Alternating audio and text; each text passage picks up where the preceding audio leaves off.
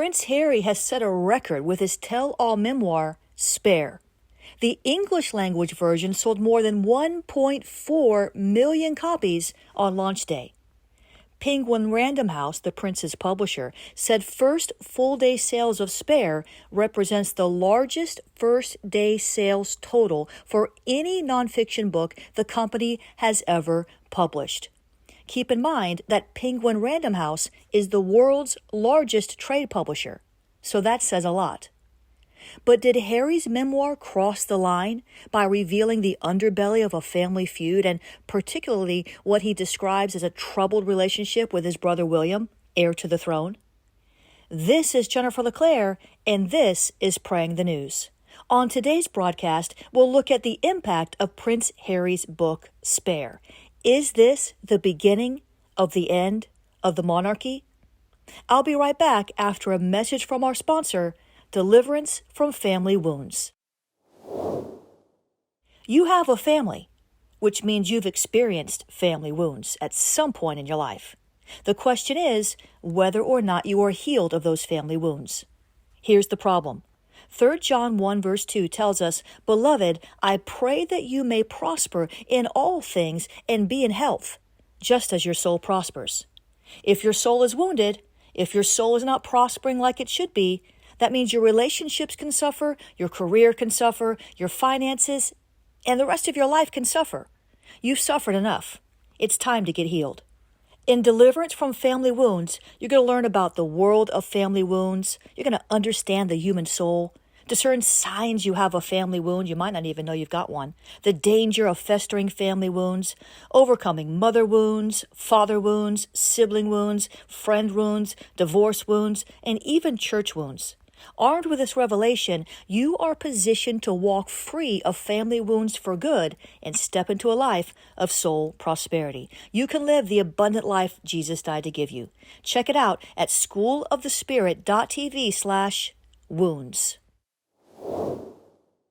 Gina Centrello, president and publisher of the Random House Group, describes Prince Harry's book this way: vulnerable and heartfelt, brave and intimate.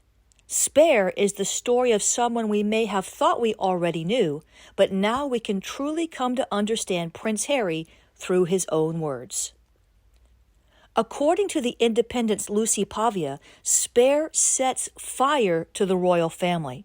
She feels the book is beautifully written and doesn't so much lift the curtain on private royal life than rip it off and shake out its contents. Those are strong words. But the reviews are mixed at best and vitriolic at worst. Royal correspondent Sean Coulan said, "Spare is part confession, part rant, and part love letter. In places, it feels like the longest angry drunk text ever sent." Henry Mance wrote in the Financial Times, "Harry comes across as honest and reflective, but also angry, thin-skinned, disoriented." The Economist called the memoir an ill-advised romp. Buckingham Palace has not publicly commented on the book. Surely this is part of the prophecy I released right after Her Majesty Queen Elizabeth II passed away.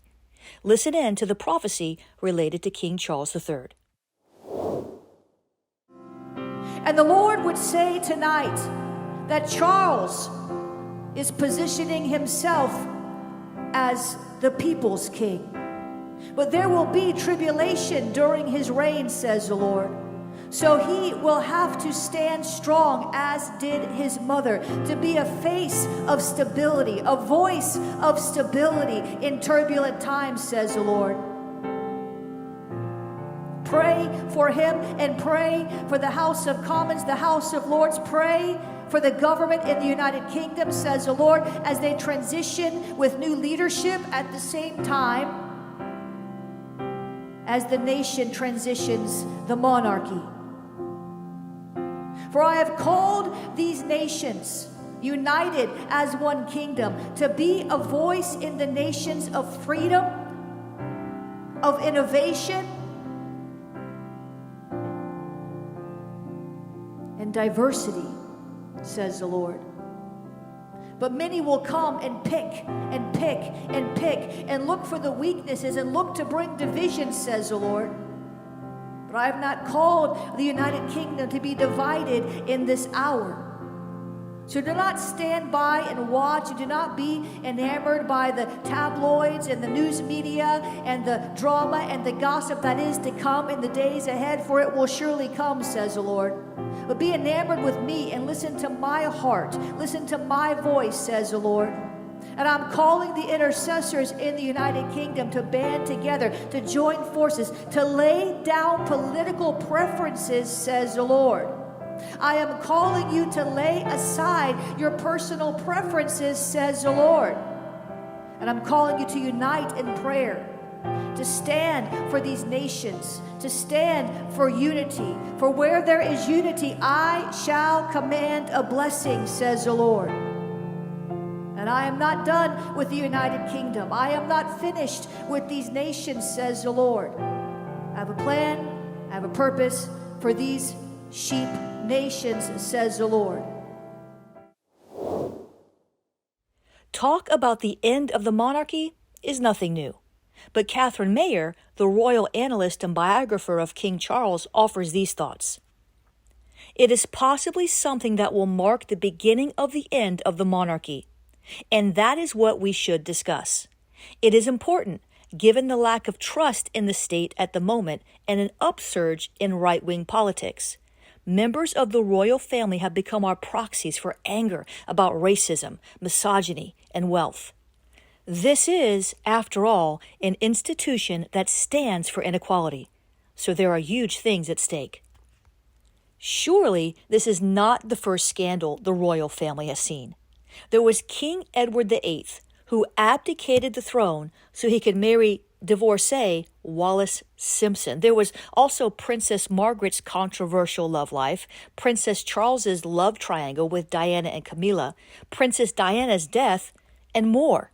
But no one from inside the institution, except perhaps Harry's own mother, has dared to be so transparent about what they experienced in the royal family. Harry is truly his mother's son. Now, Mayer says part of the problem is the layers of secrecy and obfuscation that surround the royal family and encourage misunderstandings. That's according to The Guardian. Mayer says it is intended as a defiance, but it will defeat the organization if they concentrate on the personalities. The whole family is meant to be an idealized reflection of the British people themselves, and Harry's marriage to Meghan made the job much easier. The failure of that project is absolutely catastrophic for the royal family. Wow. Is it possible that William may never ascend to the throne? Could King Charles III represent the end of the House of Windsor dynasty? Pray for the United Kingdom. Pray for the royal family. Pray for Harry and Meghan. Just pray. Listen, guys, we have many prayer hubs across Europe, across the United Kingdom. Join our family.